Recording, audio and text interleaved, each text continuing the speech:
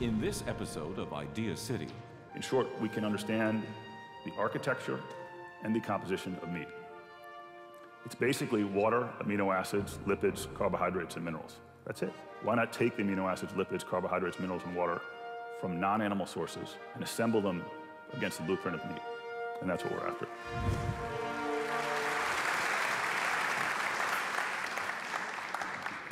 Ethan, tell us something about your level of production now. How much of this stuff can you produce, and is any of it available in Canada? Right.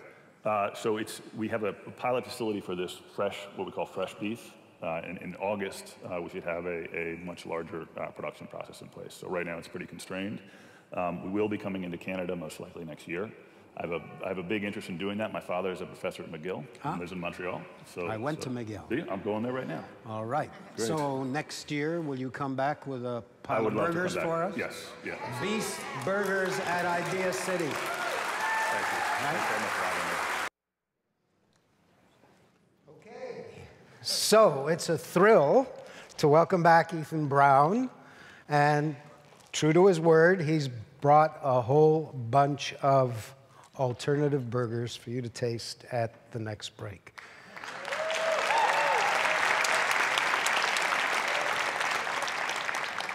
So this pod is about food. It's about sustenance. It's about pleasure. And it's about the guilt that we feel when we eat it, how we get it, how we waste it, and what kinds of new marvels await us in the future.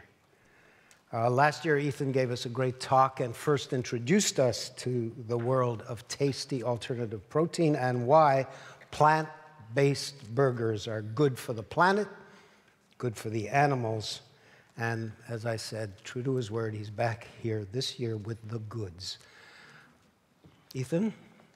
Yep. And Dad, right? Yes. Yeah, that's me. Peter Brown.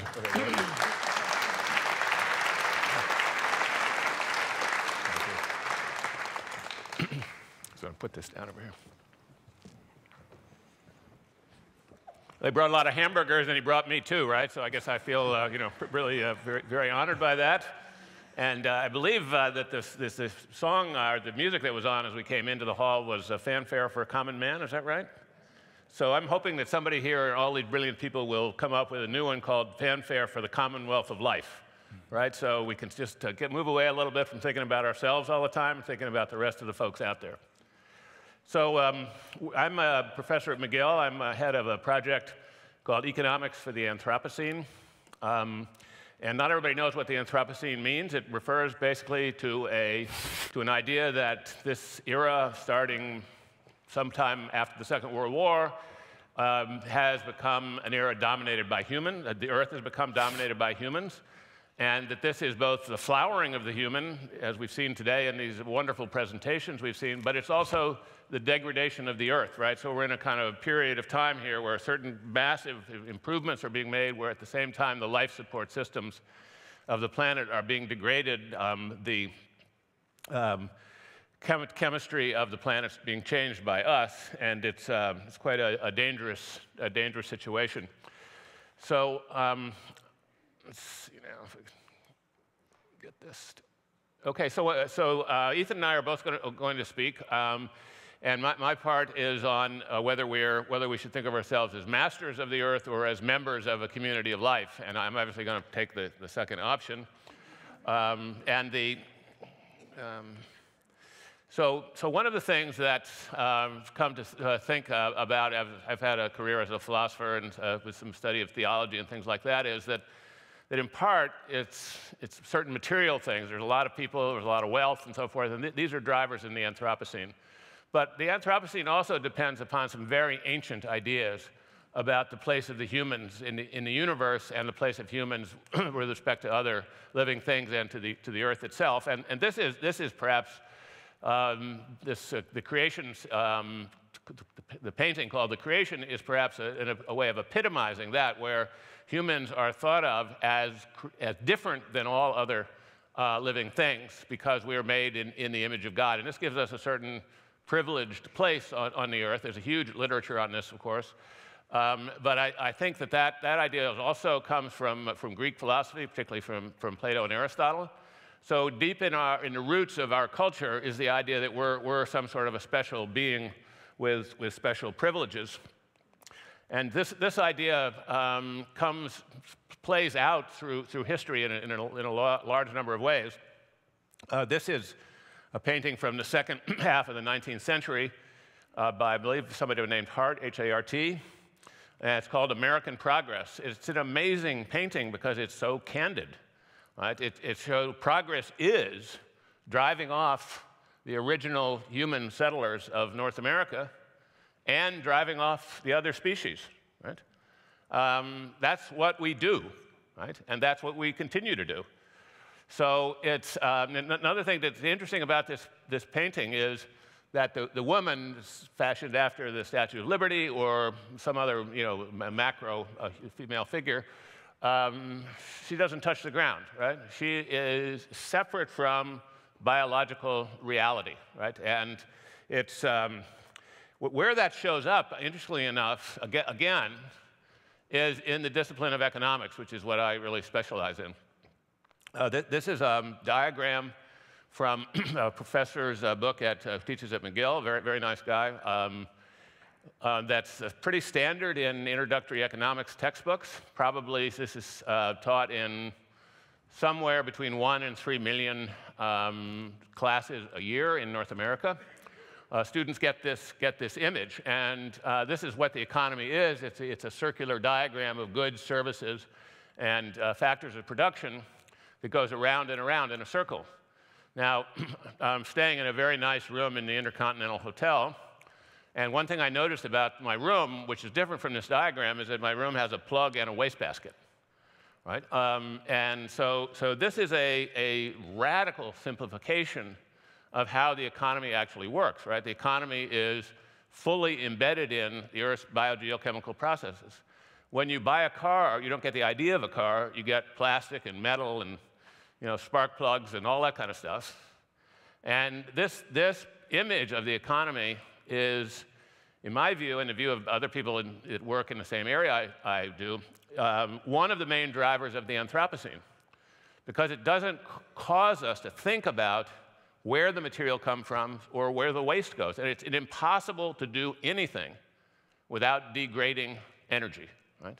So that's just a law of physics. So what's happened in the way the discipline of economics has developed is that it has stayed almost completely unconnected to Earth system science and the developments of in astrophysics and the theories about the development of the universe. This is kind of on a siding. Now, it wouldn't matter if it's on a siding if it wasn't affecting anything, but it affects things sort of ubiquitously around the world. Every country in the world drives for increased economic growth, even though there are many countries in the world, such as this one, where the aggregate wealth is already very high.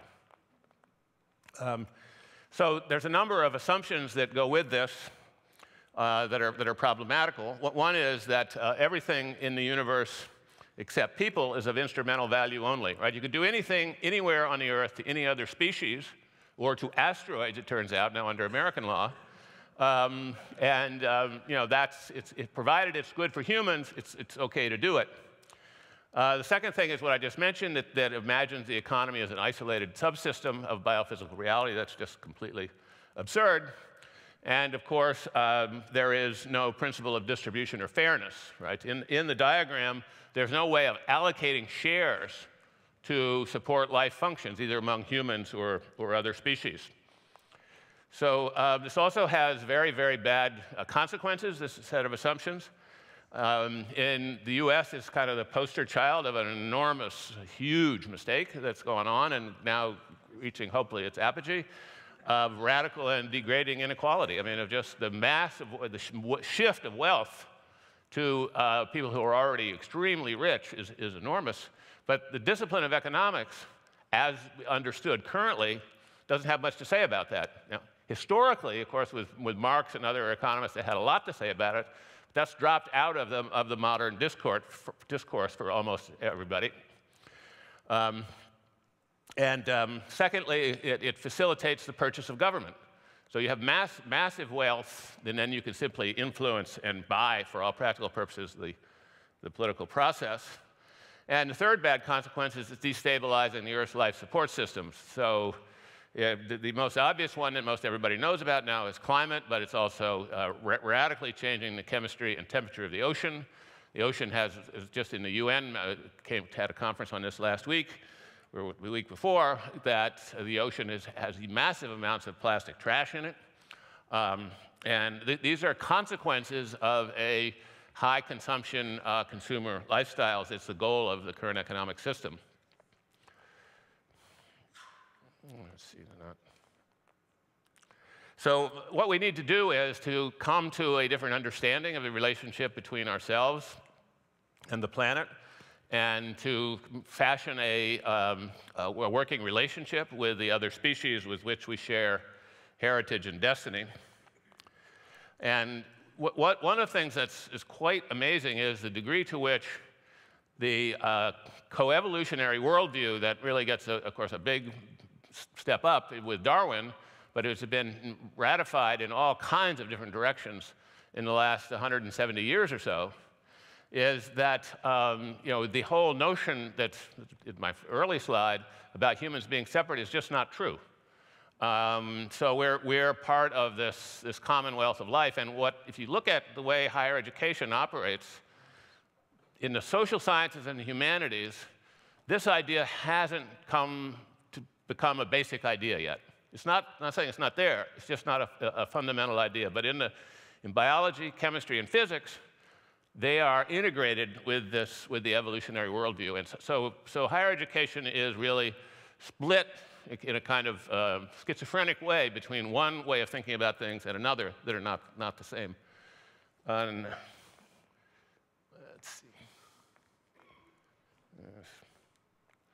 Okay, let's speed up a little bit here. So one person that's tried to take this issue of the use of basically planetary biosupport capacity is Kate Raworth, written a really nice little easily understood book called Donut Economics. And she basically makes a simple point, is that the economy needs to operate between a ceiling of how much waste it puts out and a floor of what's basically fair. And so she's created this very simple diagram, which is brilliant, that shows those two constraints, right? So this would be a big step forward over the current neoclassical model. And the next step, in my view, is to start with an analysis of the economy as beginning with the biophysical systems and our understanding of those systems by which the Earth operates, as opposed to imagine that all of that is irrelevant and then try to fix it later. So what should our relationship with other animals and the Earth be? So I came up with these three characteristics for it. It should be membership, that we're members of the biophysical evolutionary community, that we have duties to keep the house clean, to make it so that all life forms can flourish and survive and continue to evolve. And then lastly, to use the Earth's ability to support complex life with care and concern for the future, which we don't do now. We're expending, independent of the climate crisis, right? We're just wasting fossil fuel at an enormous rate. And it could be very useful to future generations of humans and other species to have it here. So this is really kind of a simple argument. Get from Albert Schweitzer. The sort of ethical foundation of my position is to take the golden rule, do unto others as you would have them do unto you. But then, as Schweitzer said, the ethic of reverence of life is simply to extend that to all living things. So it's not a very complicated argument and not a very revolutionary one. And so lastly, there are three things that I think are essential to rethinking the human-Earth biosphere relationship. One is to recognize that the human project is too big. We're too successful, right? There are too many of us, and we use too much stuff. And a lot of what we use is toxic, persists in the biosphere for a very long period of time. Climate change is urgent. We're dealing with it. Whether it's too late, I don't know. It's quite possible it is. But as will connect to what Ethan's going to talk about, animal agriculture could be a very big step in the right direction, eliminating or reducing substantially animal agriculture. Big step in the right direction for planetary health, for being able to cut back on the amount of land that's invested in raising animals and reforest that, and to, with clean water, we'd have less cancer, less heart disease, and so forth. And then lastly, we have to have some principle of justice or fairness between humans and other species. We've taken up more and more of the life support capacity of the planet, particularly in the last 50 years. And then just to go back to a religious theme, I think to me a way of characterizing the role of religion in the Anthropocene is to think about it the way George Santayana, a philosopher that taught at Columbia University at the beginning of the last century, to think about the human-earth relationship as reverence for the sources of our being, right? What he called piety. And so the earth is our mother. It's the source of our being. None of us would be here without it. And if we want to have an ethic of respect, the elements of that are in our religious traditions. They're just kind of buried. Thank you very much. Thanks.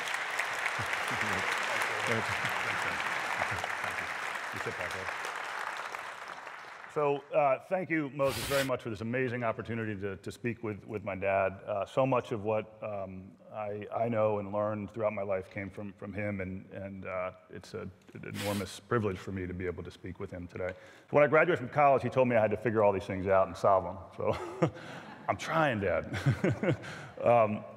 So what I focus on and have been focusing on for a while now is separating meat from animals. And what I've worked on in the last year, since we were together last year, is really two things. One is executing, getting our product out to as many people as possible in a way that is accessible to as many folks as we possibly can make it. The second is continuing to better understand the role that meat plays in our species and in our culture and in our world going forward. And what I want to talk about today is an era that I think we're entering into, which is one of meat builders. We're shifting from being hunters and gatherers to agriculturalists to ultimately being meat builders. And I'll give some history to that, but I think it's important to first take a step back because I work in a field of disruption. People always talk about, oh, you're disrupting this industry or that industry. But it's enormously difficult to think about disrupting the human relationship with meat. I use a lot of examples of other industries that have disrupted successfully, and things like, for example, the horse-drawn carriage being replaced by the automobile, the whale oil lamp being replaced by the electric bulb. It goes on and on. Those are minor compared to disrupting our relationship with meat. And so I want to talk about the history of our relationship with meat because it fascinates me. So they said that was my dad. This is actually my dad. Kidding. So this is all of our fathers, right? This is the southern ape from East Africa. And this is where we evolved from. And for almost over 2 million years, we consumed food through basically foraging. We had a very small amount of meat, which we scavenged off the bone of downed animals that had been killed by carnivores more successful than us early on. And that was our essential diet. It was largely like plant material and then a small amount of meat that we got off the bone of downed animals. That changed over time as we became more successful at hunting ourselves. We were able to start taking down larger game. And that really was about, 400,000 years ago when we were able to start taking down that game ourselves. And then 300,000 years ago, we started to use more consistently fire. Those two developments did something radical to our bodies. It allowed our stomachs to become much shorter and smaller. That freed up an enormous amount of energy because we were no longer chewing plant matter 5-6 hours a day and forcing our stomachs to deal with all that throughput. We're having nutrient-dense sources of meat. That did everything for us. So it freed up all this energy. Where'd the energy go? It went to our brains. So we went from having very big digestive systems, big stomachs, and small brains, to having small stomachs and very, very big brains. We had about 600 cubic centimeters to about 1,300 cubic centimeters. Why is this important? It shaped who we are today. With these big brains, we started to form communities and use tools. About 70,000 years ago, something happened called the cognitive revolution. We're not exactly sure why it occurred then. It was a genetic occurrence of some sort, but we started to be able to be much more sophisticated in our use of tools. We also started to be able to travel. And what did we do when we could travel? What's the number one thing we did? We chased game. So we left Africa, where it was warm. Why would we do that? We did that because we were following game. So we went up into Siberia, and then when the conditions allowed, the oceans shrank enough for us to go over the Bering Strait into Alaska, we followed the game there. When the ice glacier started to melt about 12,000 years ago, we started to go into North America, then into South America. Earlier, we'd gotten off of the Indonesian islands into Australia. But everywhere we went, the purpose was the same. Let's find, hunt, and consume game. So in Australia, for example, we eliminated 24 of the 25 largest mammals. Something similar occurred in North and South America, and we started to set up communities there. Starting in the Middle East, we began to shift from being hunters, foragers, to being farmers. A couple things happened. We started to plant things like wheat, and we started to feed that wheat to livestock. This is a goat. It was one of the earliest domesticated animals. We also planted things like legumes, et cetera. But as we shifted from a forager community to one that was agriculture, the population exploded. By the 1st century AD, we were about 250 million people, supported by farming. So that works when it's 250 on the globe, but when it's 7 billion, the picture looks like this. So the middle is basically weight of the human population on Earth, surrounded by the livestock required to support that if we continue to use animals for meat. What's left over for everybody else is represented in those green spots.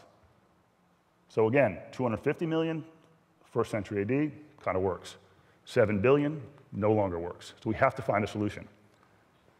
I went over these last year, but very quickly.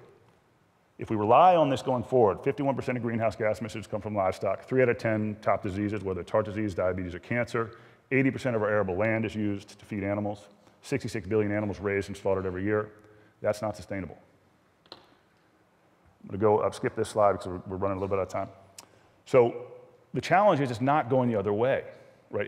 We're not reducing. We may be reducing in North America, but we're not reducing globally. This is China. So as China starts to continue to have affluence, you can see that red dotted line is the consumption of animal protein. The green dotted line that's declining is the consumption of cereals. So we're going in exactly the wrong direction. What do we do about this? We have to think completely differently about meat. And this is a great quote from Henry Ford that I love. So I went over this last year. I'll do it very quickly now. We have been obsessed in our thinking about how to make chickens, cows, and pigs more efficient, how to control their emissions, how to grow them bigger, how to grow them faster, how to get more meat from them. That's the wrong approach. That's trying to make the horse-drawn carriage faster. What I'd like people to do is think about the composition of meat, and that opens up an enormous freedom for innovation. And what's great about this is that we understand what meat is. It's amino acids, it's lipids, it's carbohydrates, it's minerals, it's water. It's almost no carbohydrates. So what I believe is that we started out as foragers, we introduced a livestock economy, and we're entering today a meat builder economy. It's the only way forward. How do you build meat? This is fascinating.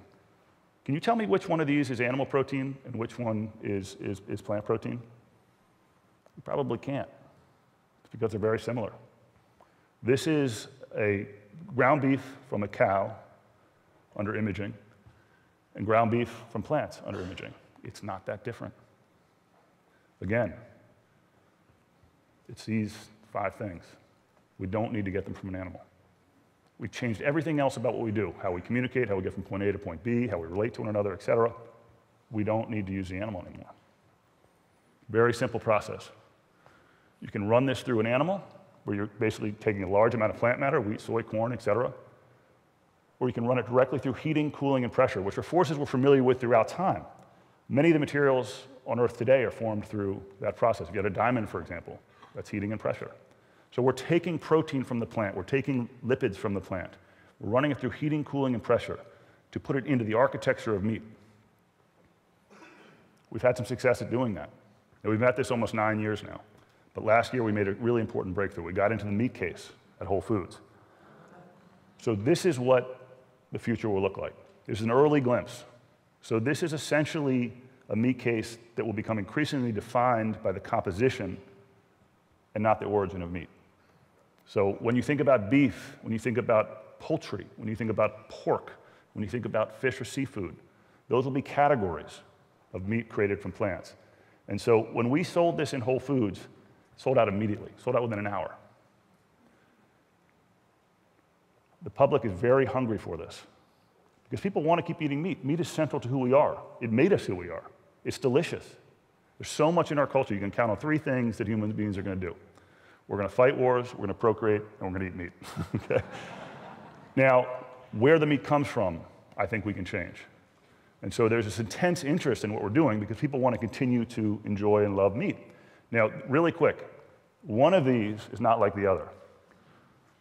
Someone just shout out, which one is actual animal protein? There's one. Burger in the middle. That's not. That right? No, it's this one right here. It's that. Oh, there we go. That's it. So this is getting easier and easier to do. It's not easy, but it's becoming easier. Right? So all of those are our products, and then there's the old way of making meat. So again, people want this to work. Can you just show this quick video before I close down? So this is a restaurant that opened in Sacramento, selling, not giving away, but selling our burger.